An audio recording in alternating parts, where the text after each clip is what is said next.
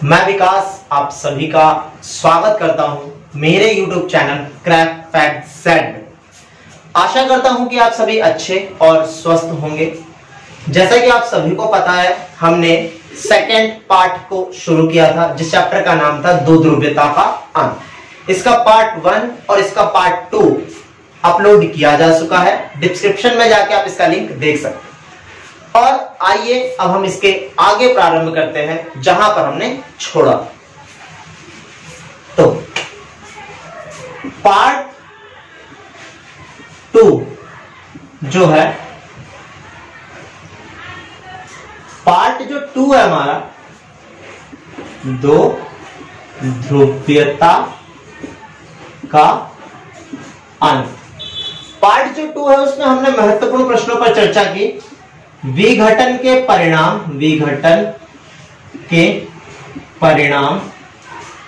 Plus shock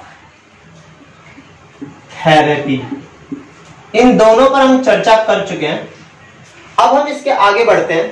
तो आज भी महत्वपूर्ण प्रश्न है और आज की इस वीडियो में जो महत्वपूर्ण प्रश्न है वो इस प्रकार है। ये वीडियो का पार्ट 3 है।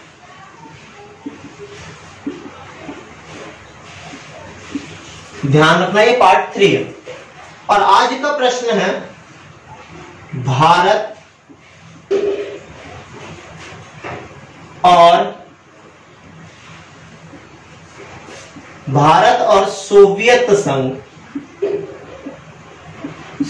संघ के मध्य संबंधों को बताइए कि भारत और सोवियत संघ के मध्य कैसे संबंध है। एक बात ध्यान रखना, एक प्रश्न ऐसे भी आ जाता है, भारत और रूस के मध्य संबंधों की व्याख्या कीजिए। तो अगर हम इन दोनों प्रश्नों को देखें तो एक प्रश्न है भारत और सोवियत संघ, वहीं एक और प्रश्न है भारत और रूस। इसमें बस मार्जिनल सा अंतर है। जब हम सोवियत संघ कहेंगे कि भारत और सोवियत संघ के संबंधों को बताएं, तो भारत और सोवियत संघ का मतलब क्या है? सोवियत संघ का अस्तित्व कब तक बरकरार था? जब तक शीत युद्ध चल रहा था। तो सोवियत संघ कब तक बरकरार था? शीत युद्ध तक, क्योंकि उसका विघटन कब हो गया था? 1990-91 के अंदर सोवियत संघ का विघटन हो गया था। इसका अर्थ यह है कि अगर हम भारत और सोवियत संघ के संबंधों को पढ़ने की शुरुआत करेंगे तो हम मूल रूप से भारत के संबंध सोवियत संघ के साथ समझेंगे तो जरूर, पर उस समय के कब से कब तक? 1945 से लेके 1991 तक के। अतः जब भी आपके सामने ये प्रश्न आएगा कि भारत और सोवियत संघ के संबंधों को बताइए, तो आपसे मूल जो प्रश्न किया जा रहा है वो कब से कब तक किया जा रहा है? 1945 से लेकर 1991 तक भारत और सोवियत संघ के साथ कैसे संबंध हुआ करते थे, इन बातों पर चर्चा करने के लिए कहा जा रहा है। दूसरी बात और दूसरा प्रश्न जो है, दूसरे प्रश्न में क्या है? भारत और रूस के संबंधों को बताने की बात कह रहा है। तो रूस का पूर्ण अस्तित्व हमें कब से दिखाई देता है? 1991 से।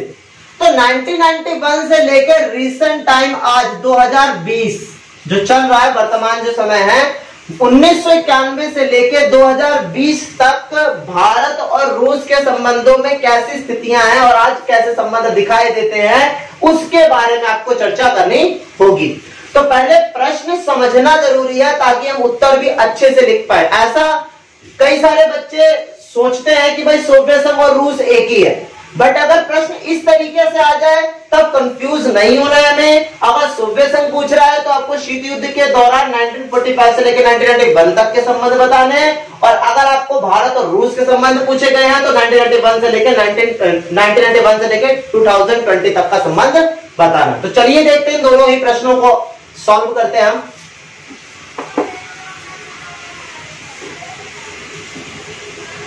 सबसे पहला है भारत और सोवियत संघ।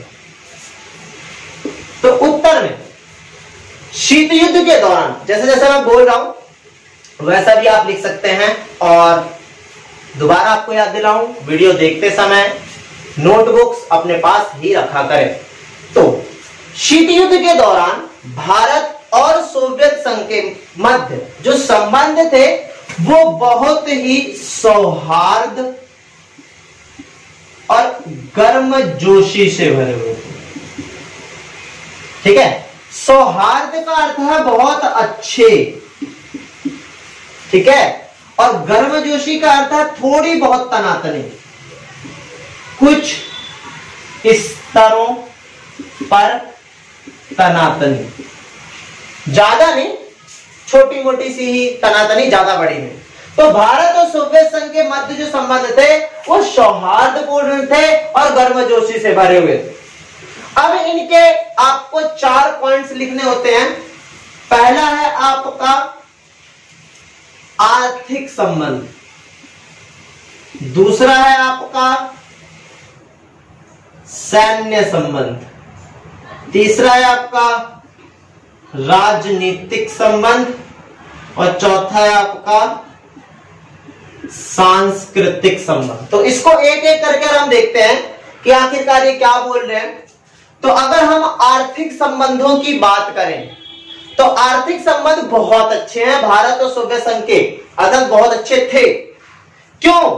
क्योंकि आर्थिक संबंधों के अंदर जब भारत 1947 में आजाद हुआ था, तो 1947 के आजाद हो जाने के बाद भारत के पास कोई इंफ्रास्ट्रक्चर नहीं था अच्छा सा, मतलब बड़ी बड़ी कंपनियां नहीं थी।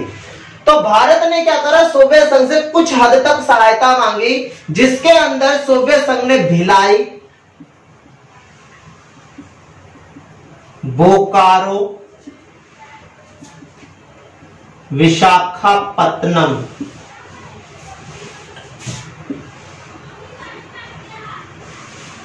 ये 3 जगह हैं, भिलाई, बोकारो और विशाखापट्टनम में बंदरगाहों के निर्माण और वहां पे कुछ कंपनियों के निर्माण में महत्वपूर्ण भूमिका निभाई। और साथ ही साथ एक बहुत बड़ी कंपनी जो 9 रत्नों में शामिल की जाती है हमारे, BHEL अर्थात भारत हैवी इलेक्ट्रिकल्स लिमिटेड, यह कंपनी भी सोवियत संघ की ही सहायता से हमारे भारत में स्थापित हुई थी।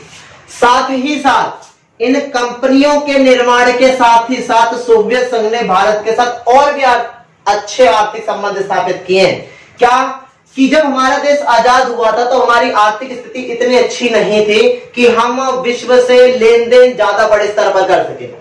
हम उस समय सोवियत संघ के साथ क्या करते थे, व्यापार करते थे। और सोवियत संघ की मुद्रा का क्या नाम था, उनके मुद्रा थे, यूएसएसआर के मुद्रा का नाम था रूबल। और आज ये किसका है, आज यह है रूस की मुद्रा रूबल। तो इसकी जो मुद्रा थी रूबल, भारत भी इनसे व्यापार करता था यूएसएसआर से। जब भारत की व्यापार की स्थिति बहुत कमजोर हो गई, किसकी स्थिति कमजोर हुई, भारत की स्थिति जब बहुत कमजोर हो गई, भारत व्यापार नहीं कर पा रहा यूएसएसआर के साथ, तो भारत ने कहा कि हमारी आर्थिक स्थिति बहुत ही ज्यादा बेकार है, पर हम आपसे व्यापार तो करना चाहते हैं। तो सोवियत संघ ने कहा कि भाई ठीक है, हम भी आपसे व्यापार करना चाहते, तो करें कैसे। तो भारत ने कहा कि हम अपने रुपए का व्यापार आपके मुद्रा रूबल से नहीं करेंगे। मतलब अगर हम सोवियत संघ से कोई चीज खरीदते हैं तो सोवियत संघ उसका आंकलन रूबल के हिसाब से ना करे, वह रुपए के हिसाब से करे, तभी हम सोवियत संघ के साथ व्यापार अच्छे से कर पाएंगे। तो सोवियत संघ ने कहा कि ठीक है भाई, हम और आप आपस में व्यापार बढ़ाएंगे और आपकी स्थितियों को देखते हुए हम रूबल से व्यापार ना करके आपके रुपए से ही व्यापार करेंगे। इस तरीके से सोवियत संघ ने भारत की आर्थिक स्थितियों को समझा और भारत की आर्थिक स्थितियों को समझकर उसके साथ अच्छे से व्यवहार संबंधों को बनाने का प्रयास किया। अब इसके बाद सेकंड जो संबंध है वो सैन्य संबंध है। तो हम सैन्य संबंधों को देखते हैं कि सैन्य संबंधों में क्या है। आर्थिक संबंध हो गए हमारे, दो ही थे कि भाई कंपनियों को स्थापित। अगर हम अब भारत और सोवियत संघ के सैन्य संबंधों की बात करें तो सेना के स्तर पर भारत के पास जितने भी हथियार शीत युद्ध के समय थे उसमें अधिकतर जो हथियार थे वो यूएसएसआर के सहयोग से ही निर्मित थे या फिर यूएसएसआर से ही हमने खरीदे थे।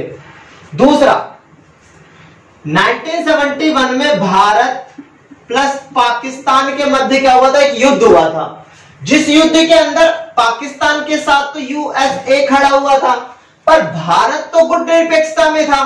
तो भारत अगर गुटनिरपेक्षता में रहेगा तो लड़ ही नहीं सकता क्योंकि यूएसए से लड़ना तो बहुत मुश्किल है। तभी भारत ने किससे समर्थन मांगा, यूएसएसआर से, और यूएसएसआर ने समर्थन दिया भी जिससे भारत जीत गया पाकिस्तान से वो युद्ध। अगर यूएसएसआर हमें वो सहायता ना देता तो हो सकता था कि पाकिस्तान भारत से वो युद्ध जीत जाता। इसके साथ साथ अगर हम आगे राजनीतिक स्तर की बात करें कि भारत और सोवियत संघ के राजनीतिक संबंध कैसे हैं तो हम देख सकते हैं जब भी कभी जम्मू कश्मीर का मसला शीत युद्ध के दौरान भी उठा तब हमेशा यूएसएसआर ने भारत का ही पक्ष रखा। दूसरा, इसी में यूएनओ के अंदर एक अंग है सुरक्षा परिषद जिसके अंदर 5 सदस्य देशों को स्थायी सदस्यता मिली हुई है। जब भी कभी शीत युद्ध के दौरान इस सुरक्षा परिषद में सदस्यता को बढ़ाने की बात होती थी तो यूएसएसआर हमेशा किसका समर्थन करता था, भारत का, कि भाई अगर किसी नए सदस्य को स्थायी सदस्यता देनी है, सुरक्षा परिषद की स्थायी सदस्यता देनी है तो भारत को ही दी जानी चाहिए। इससे यह पता चलता है कि भारत और सोवियत संघ के जो राजनीतिक संबंध है वो बहुत अच्छे थे। अगर हम सांस्कृतिक संबंधों की बात करें तो सांस्कृतिक संबंधों में हमें यह दिखता है कि सोवियत संघ के समूह में एक देश था उज्बेकिस्तान। सोवियत संघ के समूह में एक देश था उज्बेकिस्तान। इस उज्बेकिस्तान के अंदर शीत युद्ध के दौरान देवानंद, अमिताभ बच्चन और अन्य बहुत सारे कलाकार जो भारतीय हैं उनके भी टेलीकास्ट यहां पे देखे जाते हैं और इनकी कलाएं देखी जाती हैं। इनका अनुभव, इनकी कला को देखकर यूएसएसआर के देश हमारी संस्कृति से परिचित हो जाते हैं। साथ ही साथ भारत भी कई स्तरों पर सोवियत संघ की विचारधारा के साथ साथ अर्थात भारत उनकी विचारधारा के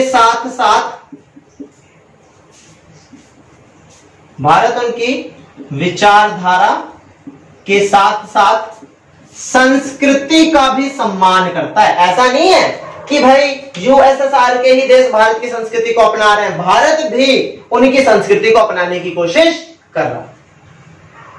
इस तरीके से अगर हम देखें तो भारत और सोवियत संघ के संबंध जो है बहुत अच्छे दिखाई दिए। आर्थिक तौर पर जो हमने पहले पढ़ा, सैन्य तौर पर भी, राजनीतिक तौर पर भी और सांस्कृतिक तौर पर भी। अब हम इसी से जुड़ा एक और जो प्रश्न था कि भारत और रूस के संबंध कैसे हैं उस पर चर्चा करते हैं।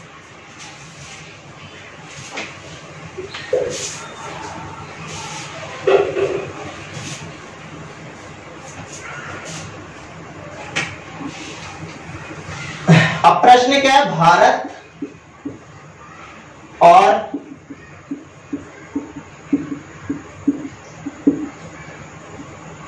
रूस संबंध। तो अभी हमने जब प्रश्न लिखा था तो ही समझ रहे थे जब हम रूस की बात करेंगे तो शीत युद्ध के बाद तो कैसे करोगे।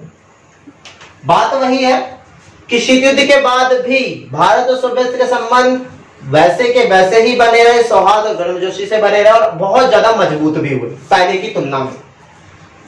क्या हुआ, भारत एक तेल आयातक देश है। कैसा देश है? तेल आयातक देश है, अर्थात भारत बहुत सारा तेल आयात करता है। और रूस तेल निर्यातक देश है, तो रूस बहुत सारा तेल निर्यात करता है। तो भारत रूस से काफी सारे तेल खरीदता है, जिससे भारत और रूस के संबंध बहुत सारे मजबूत होते हैं। आज भी अगर हम हथियारों की बात करें तो आज भी भारतीय सेना के अंदर बहुत से हथियार ऐसे हैं जो किसकी सहायता से लाए गए हैं या बनाए गए हैं या खरीदे गए हैं, रूस की। जैसे कि आपने एक मिसाइल का नाम सुना ही होगा भारत के अंदर, ब्रह्मोस। फिर एक तेजस का भी नाम आपने सुना होगा, ठीक है। और भी बहुत सारे हथियार, तमाम हथियार। और आज रिसेंट टाइम पर हम S-400 की डील करने वाले हैं रूस के साथ, जिससे समझ में आता है कि आज भी भारत और रूस के संबंध जो है सैन्य स्तर पर, हथियारों के स्तर पर आज भी मजबूत है, क्योंकि रूस एक निर्यातक है हथियारों का और भारत आयातक। ऑब्वियस सी बात है, रूस हमें हथियार निर्यात करेगा, हमें बेचेगा और हम हथियार को खरीदेंगे। साथ ही साथ आज भी जब जम्मू कश्मीर के ऊपर मसला उठता है और कहा जाता है कि धारा 370 जो भारत ने समाप्त की है वो सही थी या गलत, तो रूस कहता है कि ये सही थी, अर्थात रूस भारत के फेवर में कहता है। साथ ही साथ वही बात, जब यूएनओ के अंदर, सुरक्षा परिषद के अंदर स्थायी सदस्यता की बात आती है, तो यूएनओ के अंदर आज भी जो रूस है वो भारत का ही पक्ष लेता है कि भाई अगला कोई देश होना चाहिए तो वो भारत होना चाहिए। साथ ही साथ अगर हम एक स्थिति देखें, एक बार क्या था कि भारत के पास टेक्नोलॉजी, मतलब स्पेस टेक्नोलॉजी की थोड़ी कमी थी। भारत ने सैटेलाइट तो बना ली, रॉकेट भी बना लिया, पर उसको चलाने वाला जो इंजन होता है वो भारत नहीं बना पाया। तो उस समय भारत अपने रॉकेट को कैसे छोड़े, अर्थात अपने रॉकेट में सैटेलाइट को फीड करके कैसे छोड़े, तो उसने सोवियत संघ से सहायता मांगी और इंजन मांगा, और इंजन मिला क्रायोजेनिक इंजन। ये इंजन का नाम है, रशिया से हमने इंपोर्ट किया था, रशिया से हमने इंजन लिया, अपने रॉकेट में लगाया, तब हमने अपने सैटेलाइटों को भेजना शुरू किया। बट आज अंतरिक्ष विज्ञान के क्षेत्र में भारत ने रूस की भी सहायता लेकर अपने आप को आत्मनिर्भर बना लिया है, और आज भारत के पास GSLV, PSLV नाम के क्या है, इंजन है, जो आज भली भांति हमारे रॉकेट्स को अंतरिक्ष में छोड़ते। इस तरीके से हमने दोनों प्रश्न पढ़े, सोवियत संघ के साथ संबंध भी पढ़ा और रूस के साथ संबंध भी पढ़ा। इस तरीके से हमने दोनों प्रश्नों पर चर्चा की है। और एक बात बता दिया जाए, अब इसके जितने भी नोट्स हैं टेलीग्राम पर अपलोड कर दिए जाएंगे। तो सभी को नमस्कार।